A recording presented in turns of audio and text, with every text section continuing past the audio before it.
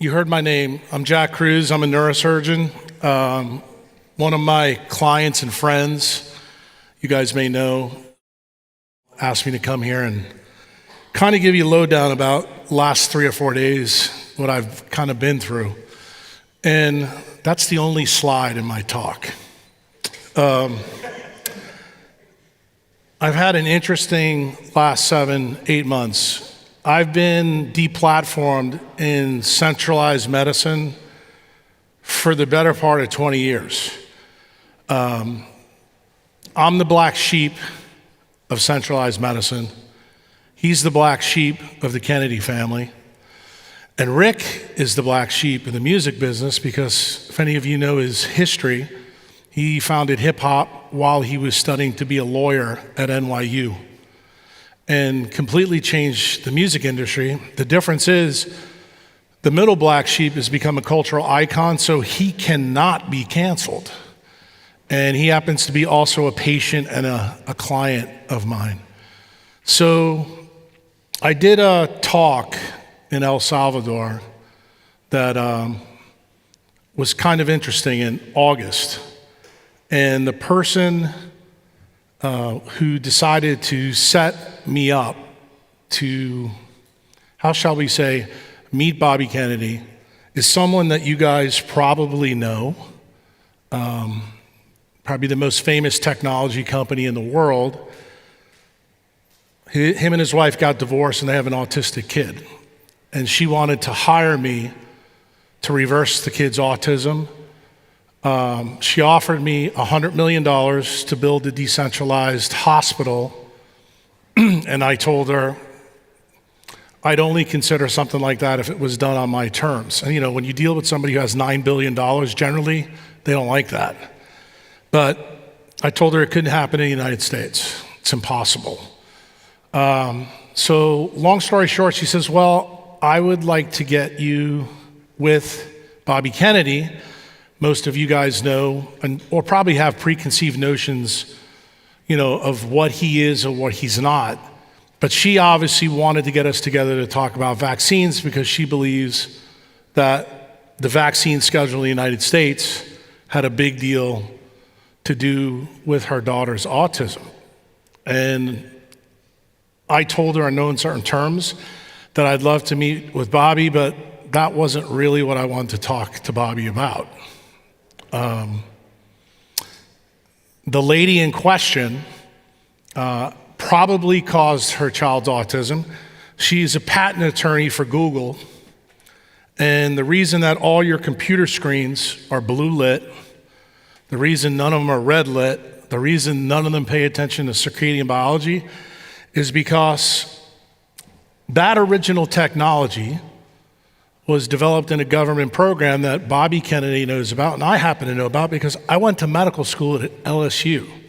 And for those of you who've never heard about Operation Paperclip and MK Ultra, you think it's all conspiracy theory. So I'll ask you guys a question before we start. What's the difference between fact and fiction to you? Anybody want to scream it out? Fiction has to make sense. The truth doesn't. In fact, the truth, that's why people call it conspiracy theory, because it makes no sense until you see all the parts come together. So at Tulane Neurology and Tulane Neurosurgery in the 50s and 60s and 70s and 80s, the CIA started a program there where they would do all these crazy things to monkeys. And what the goal was back then, the CIA wanted to see how they could control things utilizing different things like drugs and things like that. Where the neurosurgeons got involved, which is my clade, we would drill the tops of the heads off, put wires into the thalamus, put electricity in there, and kind of see what kind of behavioral changes we could have. One of the guys that was in that program was a guy named Professor Delgado. He got the idea to take it in a bigger animal. When he saw that we could control the behavior with the wired device, he said, what if we do it wirelessly? So he checked it in monkeys and checked it in bulls, and it turned out you can do it wirelessly with RFID chips and semiconductors. Then the CIA took it to the next level. They said, well, since this is electromagnetic radiation and they begin on wirelessly, what if we did it through light through screens? And it turns out you can. And that's the reason why all your computer screens have the frequencies they have. So why is this all important? Well, the person that set this meeting up between me and Bobby is the patent attorney that made sure that Google and Meta have those things so they can control the things that we all do. Where did the original idea come from that started off in MK Ultra with the CIA? You're going to be surprised when you hear this. It came from the mafia in Las Vegas. They wanted to build a new city in a desert. They enclosed it all, blacked out the windows, invented slot machines that were blue lit, and they found out that they didn't have to take a gun, stick it in your face to steal your money. Then they even got smart. They said, let's give people free alcohol while they're doing that, and they found out they got the money quicker. And that's when the CIA got the idea to start this program. That's really how it started. So for those of you in the room, you probably know a little bit about Bobby Kennedy. I just told you a little bit about technology, I told you a little bit about the CIA, and I told you a little bit about the mafia. On November 22nd, 1963, his uncle was killed in Dallas, Texas. At that day, that's the day that I would tell you as an old guy, because I'm probably the oldest guy at this conference, that's when the heart of America was taken out. A couple years later, 5 years later, Martin Luther King and Bobby Kennedy's daddy were killed. And that's when the mind and the soul of the United States was removed. So one of the first questions I asked Bobby in this podcast, and just so you guys know, this podcast was done 2 days ago. It's not out. You're going to hear some things of why I wanted to talk to Bobby that is probably going to affect some of you. And I'll ask a question before I tell you this story. I'm sure none of you will tell me the truth, but how many took the mRNA vaccines? Anybody want to raise a hand? Okay, good. This story is going to be really interesting to you. So I did my residency at LSU, and in the 90s, we used to take care of brain tumors and different things like that, and down in the basement, we had a linear accelerator. Linear accelerator is something that is involved in nuclear physics. This hospital that I was in was a small, little, wispy hospital. So I finally asked a question, why in the hell do we have a $100 million machine in this hospital that clearly can't afford it? And it turns out the story was that the CIA bought this linear accelerator because of the programs that I mentioned to you at Tulane. And the name of this hospital is called Ochsner Medical Foundation. I did 2 years of my residency there. Dr. Ochsner, Alton Ochsner, is and was Dr. Fauci 1.0, okay? The reason why most of you don't know about him is tied to the reason why his dad and his uncle got killed, okay? So the CIA hired Dr. Ochsner, and Dr. Ochsner was the first head of the National Cancer Society. I want you to remember that's an important fact in the story I'm going to give to you. In the 1950s, the focus was on polio. And the reason it was on polio is because our president, FDR, got it. He was succumbing to it. He's going to die. He had a famous lawyer friend in New York who started the March of Dimes. You probably heard that. It was actually collecting dimes. All that research led to Jonas Salk and his vaccine.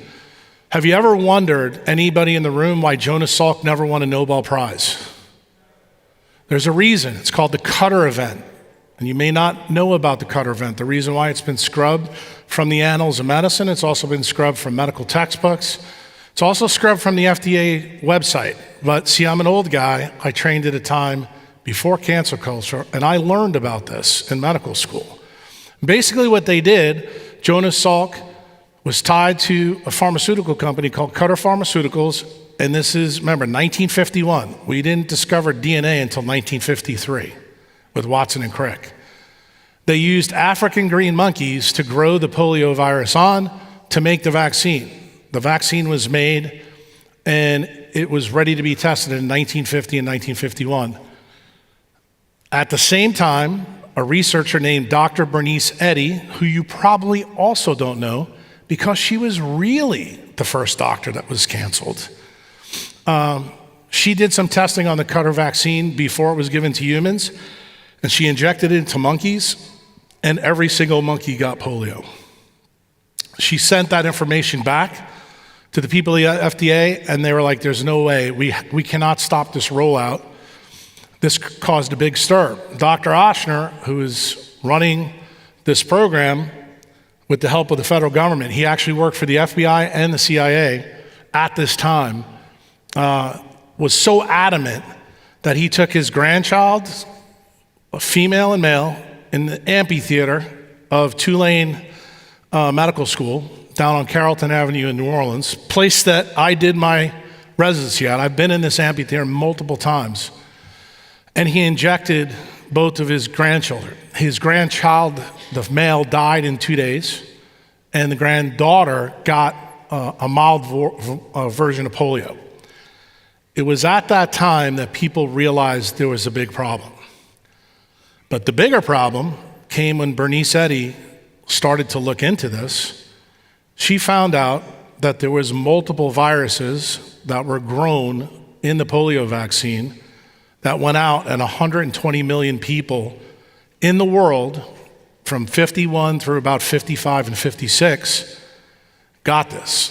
The one that you guys may have heard of, because it's been in the news a lot, is something called SV40. What does SV stand for? Simian virus 40. That tells you there was 39 others, but simian virus 40 is important. And African green monkeys have this virus in them. It is in them, doesn't bother them at all. They don't get any problems. But when you take SV40 out of any African green monkey and put it in any other animal, they always get soft tissue cancers, 100% guaranteed. So Dr. Oshner, as I told you, was the first National Cancer Society president. He began to realize very quickly, from 51 through 55, that there was going to be a huge cancer outbreak in the next 40, 50 years. His best friend, politically, at that time, was a California politician you may have heard of named Richard Nixon.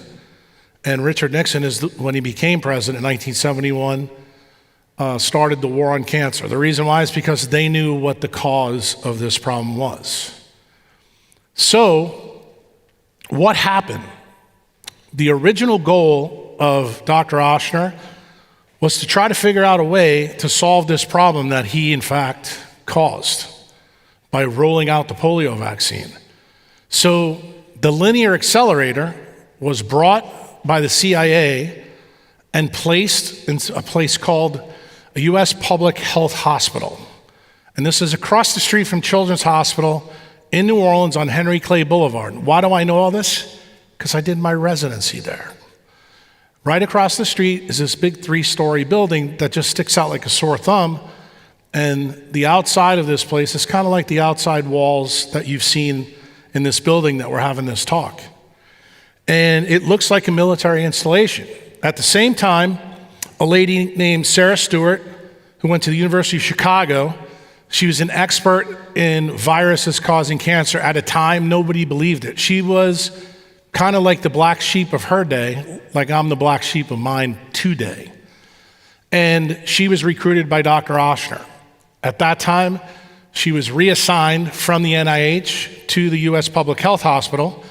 And at the same time, an orthopedic surgeon named Mary Stewart, they're not related, but they went to medical school together. She was an expert in nuclear physics. She also was an expert in bone cancer. To this very day, her stuff is still cited. They both were brought to Oshner Medical Foundation, and then covert research was begun. What was the goal? They tried to cure the cancer they caused, but instead they found something interesting. Every time they used electromagnetic radiation on SV40, and remember, this is before they knew anything about DNA, they found that the cancers got worse and worse and worse.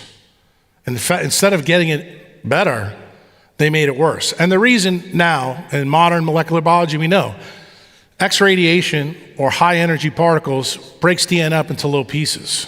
okay? So they created a bunch of little pieces. So 1959 comes along. Bernice Eddy is at a New York Academy Science meeting and drops the bomb in front of an audience just like this. People that knew about what was going on with the polio vaccine, but they didn't know that the polio vaccine had SV40 in it. She decided to out it to the public because she felt what was going on behind the scenes was kind of dastardly. And you'll find in centralized medicine, this happens quite often, not just about vaccines, about a lot of other things like cholesterol and heart disease and neurodegeneration. But that's not what this talk is about. So the next step that happens, in 1959, Fidel Castro has a revolution in Cuba. He takes the island over. All of the guys that were most pissed off were guys in the mob. They lost all their casinos. Other people that were pissed off, guys like Dr. Oshner who don't like communists. The reason why is Dr. Oshner's hospital, even when I was a resident there, used to have all the flags of Central American and South American countries because he took care of all the dictators around the world. He was also very ultra right-wing conservative. It's the reason why he was friends with Nixon and Ronald Reagan. And he was not really a big fan of Kennedy. So the idea came upon, what do we do with this problem? So just like any good politician, always use a tragedy for your benefit, they decided to make a bioweapon out of the polio vaccine, and they used the LINAC to do it. Now, what we know today, and we didn't know then, is that electromagnetic radiation creates an increased rate of the way this DNA is taken up into a virus. That's the way that they knew that they were creating a stronger and stronger virus. So what did the CIA want to do? They wanted to put it in tobacco and deliver it to Fidel Castro to kill him. If they couldn't do that, they wanted to inject him with something, so they had to have a plan to get somebody into the country to inject him. And that's where Lee Harvey Oswald came in to the story. Any of you, and many of you may not know the story because you're so young, but Lee Harvey Oswald was given the opportunity in the 50s to defect to Russia and come back to the United States very easily. It was kind of the craziest story ever. But it was a front story so that Fidel Castro would not think that Lee Harvey Oswald was a CIA agent. So that way he could be the person to deliver the payload when time came, when it was ready. So now we're in the 1960s, 1962. We have the Bay of Pigs. Bay of Pigs is when his uncle did not give any Air Force protection in the Bay of Pigs, and one of the airline pilots, who is a disgraced Eastern Airlines pilot named David Ferry, got shot down. He became really anti-Kennedy at the same time. Dr. Oshner actually hired him too. So he worked on the team with these two other famous cancer researchers, just a disgraced pilot, because they needed bodies to run an off-site program to continue to strengthen this bioweapon. Then they found a young girl, 18 years old, who won a science award in Florida, Bradenton, Florida. Her name's Judith Vary Baker. She started to work on viruses as cause of cancer back in the 1960s, which is very, very unusual. And Dr. Oshner recruited her, promised her if he worked or she worked in his lab, that she would get advanced standing in Tulane Medical School and become a doctor very quickly. So that's the group of characters we have in 1963. The summer of 1963, the experiments continued, and they made a bioweapon. The day before Martin Luther King's I Have a Dream speech, Lee Harvey Oswald, Clay Shaw, and David Ferry went to Clinton, Louisiana, where Dr. Oshner directed Angola death row inmate to go to a mental hospital in Jackson, where David Ferry injected this toxic soup to see if it would work. Okay? And this shows you the level of ethics that were going on at this time. Judith Vary Baker had to come back to the hospital. 2 weeks later, the gentleman, to confirm that he got cancer, which he did. He died 4 weeks later. The reason why this is a big story, any of you watched Oliver Stone's JFK movie, you'll note that the only person that was ever prosecuted for John F. Kennedy's death was Clay Shaw. And the reason why he was prosecuted, why he was linked to this, the prosecuting attorney was Jim Garrison. Jim Garrison's daughter, Virginia Garrison, was my ER nurse my intern year in my residency. That's how I know a lot of this data. So what happens next is Garrison puts Clay Shaw on trial. The trial's unsuccessful, but the reason the trial was unsuccessful is Dr. Osher is like a rock star in New Orleans, and Garrison knew that he had the goods on him, but he didn't go after him. That was probably a big mistake. He decides to go after David Ferry next, who's the disgraced pilot I told you about. He's a very weird guy, but David Ferry winds up dead the next day. They find him in his apartment, and interestingly enough, they find a document kind of like this with all these scientific things, and it's got different chapters, and it's all about cancer causing viruses from monkeys. And Garrison had the smoking gun, but he had no proof at all. Judith Very Baker was shuttled off to Florida after all this. And then the craziest part of the story is Mary Stewart, the famous cancer researcher, in an accident at that U.S. Public Health Hospital, grabbed a stick to turn a machine off and incinerated her whole right arm, her thorax, her face. Funny thing is, she wasn't found at the hospital. She was found in her bed on Magazine Street in New Orleans by a smoldering mattress theory. This is 6 months after JFK's killed. What's the reason for all this? Because they have to hide what they were doing in this private lab. That was the last link that would link you back to Dr. Fauci 1.0. Effectively, after the bad prosecution of Clay Shaw, everything was lost to science. The interesting part was all the things that they did, because Mary Stewart's house was scrubbed of all her medical belongings. They couldn't find anything. Somebody finally started to ask the question, well, where did all the monkey virus shit go? Turns out, my anesthesiologist, when I was a resident, his name is Dr. Riopel, his dad ran the Yerkes Lab. Yerkes Lab in New Orleans is a place that we used to do the operations on the monkeys, and we do peripheral nerve surgery. I actually worked in this lab in the 90s, but this stuff was going on in that lab for MK Ultra and all the other stuff in the 60s and the 50s. Everybody knew about it. So PETA, the people that don't like you eating animals, when I was a resident, they broke in to our lab, let the monkeys go, and I was quoted in the paper saying something in New Orleans. Ever since that time, I've had a lot of trouble with activists for PETA. So much trouble that I told earlier today, even didn't know this by Googling me, about 12 years ago when 3,700 people were supposed to come hear me talk on a cruise ship, somebody from PETA said that I was bringing a biologic weapon on the cruise ship, and the FBI came in and ransacked the cruise, ransacked me, took me off the cruise ship. They wouldn't let me back on even though 3,700 people came to see me. Why? Because people knew that I knew some stuff that I probably shouldn't know and didn't want anybody to talk about it. So the chain of events with this monkey virus gets transferred in 1964 to the Delta Primate Center in Covington, Louisiana, where they do primate research under the direction of the Department of the Military, the DOD. This place has been open since then.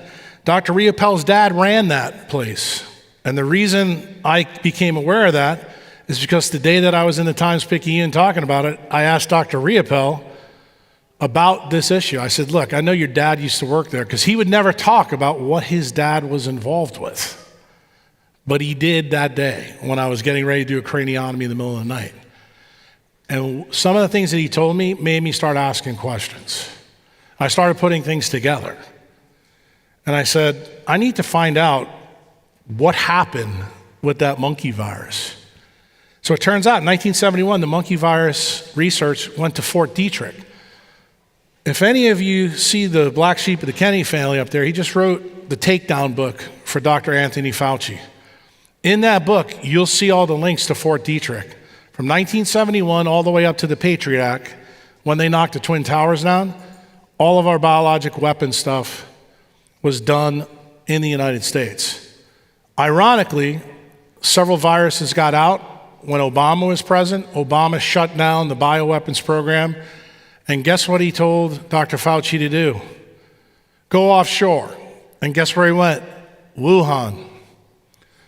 So, gain-of-function research continued. Now, this is one of my members, okay? He pays me to make sure that I'm protecting him and his family. On July 4th, 2020, I had 100 members at my house. I told them there'll be no American flag. And I'm going to tell you two things. We're going to talk about two things: decentralized medicine and decentralized money. I said, make sure you buy Bitcoin. At the time, it was about 7-8 grand. I said, but make sure when they come out with this vaccine that you never take it. And I warned them then, we're talking 3 years ago, that I think there's a pretty good chance that you're going to find out in a messenger RNA vaccine, we're going to find DNA plasmids that are not supposed to be there. And we're probably also going to find out that SV40 is contaminating the viruses. I want you to remember this timeline. I never talked about this publicly, ever. Why? Because I'm a little bit smarter than probably I am right now. The virus comes out. You guys can have whatever ideology you feel about it. I think you probably know what mine is. But the real story breaks about 2 months ago. 2 months ago, and you should write this name down because you need to follow him on Twitter. His name is Kevin McKiernan. He worked on the Human Genome Project for Craig Ventnor, so he's got serious chops in molecular biology. And he now works in the cannabis industry. And he decided to take Pfizer's vials and test them for those DNA plasmids and the SV40. And guess what he found? They're in there. So of course you can imagine when he posts this on Twitter, all the wackadoodles that are pro-vax wanted to bury him. So one of those wackadoodles, also a very accomplished molecular biologist at the University of South Carolina, named Philip Buchholz, second name you want to write down and follow their Twitter account. He did the testing 4 weeks ago and confirmed that finding. So now, most of you, while you've been urbitizing and drinking and partying, you didn't know that the vaccine really was adulterated. And guess what? Neither did Bobby Kennedy. And I had an inkling that I was right. So I called my friend, Rick Rubin, because remember, he's the black sheep that is not cancelable because he's an awesome dude and everybody likes his music. I said, Rick, if we do this, it's got to be you, because when this information comes out, I think there's going to be a lot of pissed off people. They're going to be really, really upset. So to put this whole thing together for you guys, because I really want to make sure you understand why this is decentralized at its core. What's the game? It's not the game that you hear on Twitter that people are doing this to depopulate. No, they're doing exactly the opposite. They want a lot of you to be their slaves to get soft tissue cancers. The reason why? What's the number one profit center, centralized medicine in the United States? Cancer. We make more money off cancer than anything else. So what happens, and can back me up on this, he's the financial guy. How do you launder money? You need a big pile of money. And when you want to keep running wars, like Hamas, like, I don't know, Ukraine, war is expensive. And you have to rehypothecate money to run those games. And I know most of you Urbit guys, I found this out today, I didn't know. Most of you are actually Bitcoin maxis like me. But don't you find it kind of interesting that in the last 2 or 3 weeks, that all of a sudden, now we're going to get a spot Bitcoin ETF. Why? So they can rehypothecate the 3 million coins that are left on Bitcoin. And we all know what's been going on with TLT in the bond market. So through this whole story, in August, where some of you may have met me, I was in El Salvador. This guy keeps coming up. He calls me up and says, Jack, I got a bunch of wackadoodle guys down in El Salvador, but I want you to come and give them a talk. And I think somebody from the president's administration might be in attendance, and you might be able to get your decentralized medicine ideas in front of them. So long story short, I went there. I was probably the lightning bolt for the whole conference because I went after everybody who spoke. And I was the last guy, and I basically made the case that there's lots of things that we should be able to do in El Salvador because it is fully decentralized, but the number one thing is that I said that we should have a medical freedom law in the Constitution. So for some of you who were there, you know who was there from the Bukele administration. What you don't know is when I left Mazada, 5.5 hours later, I wrote the medical freedom law for the Constitution of El Salvador. For those of you who don't know medicine, that's Benjamin Rush, original signer of the Declaration of Independence and the Constitution, who petitioned John Adams and Thomas Jefferson to put this law in our Constitution. And they could not envision at any time that this would ever happen.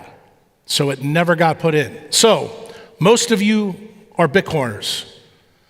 Every single time we talk about Bitcoin, don't we sit down and say, let's talk about angles of attack, how we get fucked, and this and that? Well, guess what? The politicians in Washington, D.C., and the CIA and the FBI have been doing the same thing. How can we attack the U.S. Constitution and do it so the obedient idiot voters give two flying shits? Well, guess what? Turns out it was medical tyranny. How did it start? Well, we started the war on cancer with Nixon and Dr. Oshner. That was real successful because it started to create huge amounts of money. We started putting up places like MD Anderson and Sloan Kettering, and cancers just kept growing and growing and growing. Everybody else had everything scrubbed. Along comes Ronald Reagan, who, just so you know, in part of the Kennedy assassination, which you can read about in 2 books that I'll tell you about later, he was part and parcel of this situation. And he agreed to step down so that Nixon could be the president first. But what did President Reagan do? First big thing, he created a law called the Bayh-Dole Act in 1980 that allows researchers to profit off their research. That was when the fuse was lit. What happens in 1982? Ronald Reagan puts Dr. Fauci in charge. Then what happens? Dr. Fauci, after the Patriot Act, when the CIA and FBI realized that you can't do bioweapons research in the United States because the way the laws were written then, it was an act of treason and you could be hung. So what did they do? They made Dr. Fauci the most expensive employee in U.S. federal history, more than the president. He makes $50,000 more than the U.S. president. And he was in charge of all the stuff that was at Fort Detrick. And that's when he started to put it in the Ukraine, and he started to put it in China. Okay.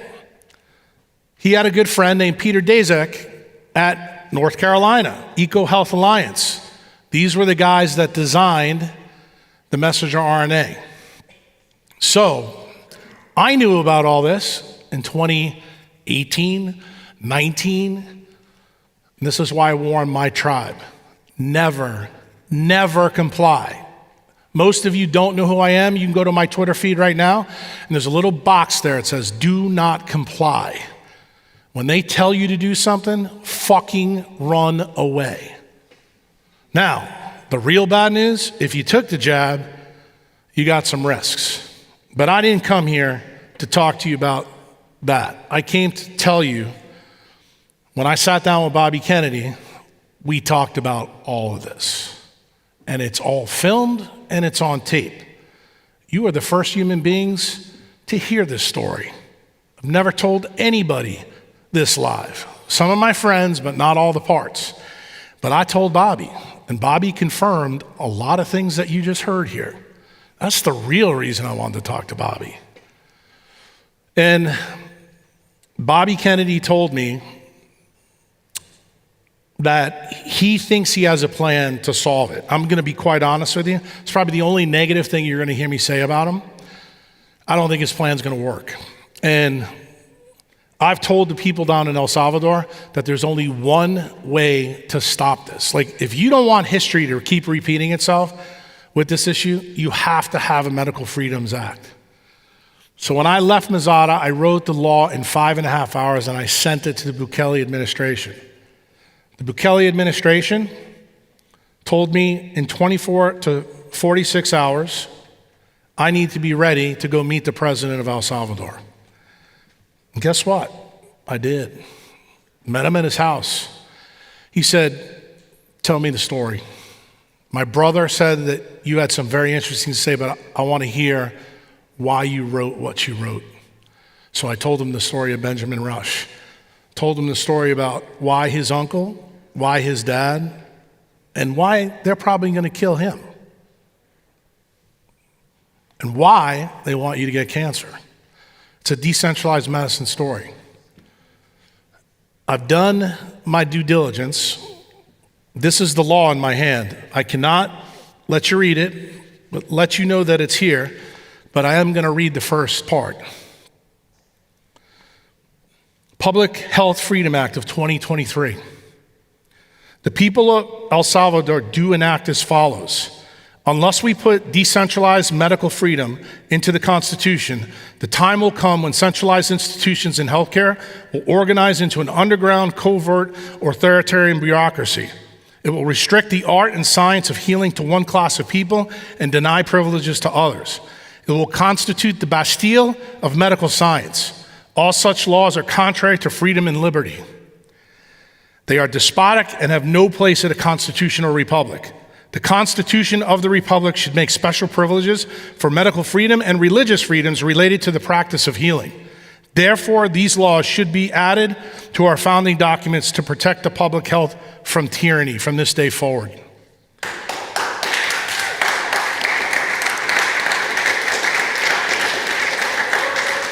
I can't tell you that it's not passed yet, but I can tell you on pretty firm authority, it's going to be. And all I want to say to all of you, do not trust fucking anybody. Anybody who's centralized. I have an absolute disdain in my heart for centralized medicine because I know what they're capable of. You need to realize that too. You need to realize that things that are centralized at their core have fundamental weakness and flaws. And you need to think about that. You need to think about the way you do things. There's things that are going to be coming, especially the poor people of Europe. They're not going to be able to get out. These policies, these are run by people you need to run away from. Bill Gates wants to block the sun. You block the sun, you set this off. Not to scare the hell out of all of you, but the devices in your pocket, the devices you use are capable of making smaller DNA plasmids and smaller fragments of SV40. So if you're a heavy tech abuser and you got the shot, my advice is come visit me in El Salvador because you're going to need the sun so that you don't get soft tissue cancers. And just to follow this up, how did I track all this and be very quiet about it for 3 years but warn my members? There's a gentleman on Twitter named the Ethical Skeptic. Write it down. He's a former Navy intelligence officer who's been tracking the data and has been publishing since the first month the vaccines were given. There's a huge spike in deaths not associated with COVID, deaths not associated with complications of the vaccine. It was something else. Everybody ignored him for almost 2.5 years. The day that Kevin McKiernan, who's our modern day Bernice Eddy, he's the one that told the world, now it's been confirmed by the other side. This is no longer hyperbole. This is no longer conjecture. This is fucking reality. And you need to know that. You need to live in places that protect your freedom, not take it away. That's the purpose of this. I'm hoping to build that in El Salvador, where I think freedom reigns. And I will tell you what Bobby told me. I sent Bobby the law. I had to get clearance from the Bukele administration because it's not passed. I sent Bobby the law about 2 weeks ago. He called me up and we talked for almost 2 hours on the phone. And he said, Jack, no American politician can pass this. I want all of you Americans out there, let that fucking sink in. That's how dysfunctional this country is. That they're not even willing to fucking save us. That's some bullshit. He even told me, and I told William this before this talk, that he said not even Ron DeSantis in Florida could get this law passed. That's how restrictive I've made it. Like, this is a no bullshit law. He did tell me though, because Rick moderated, I said, Bobby, could you pass pieces and parts? And he had his healthcare attorney, his name is Aaron Siri, call me up. I spoke to Aaron, and Aaron told me that we obviously would love to get pieces and parts of this in our platform. He goes, but it's almost nuclear in the United States because of how big pharma controls the lobbyists. But this is what he did say. And I shared this today with several of my friends in this room. He said, Jack, if El Salvador passes this and Bukele passes, they are one of one. They're the unicorn. And most of you know that a lot of people call Bukele a dictator. He's given his people medical freedom and money. Now he's going to give them medical freedom for healthcare, and he plans on doing medical freedom for the internet too. All in the next 6-7 months. So I want you to know what your risks are. I don't want you ever to come to me and say, you didn't tell us. I'm here 2 days after that picture. Made it happen. That's the only reason I'm here.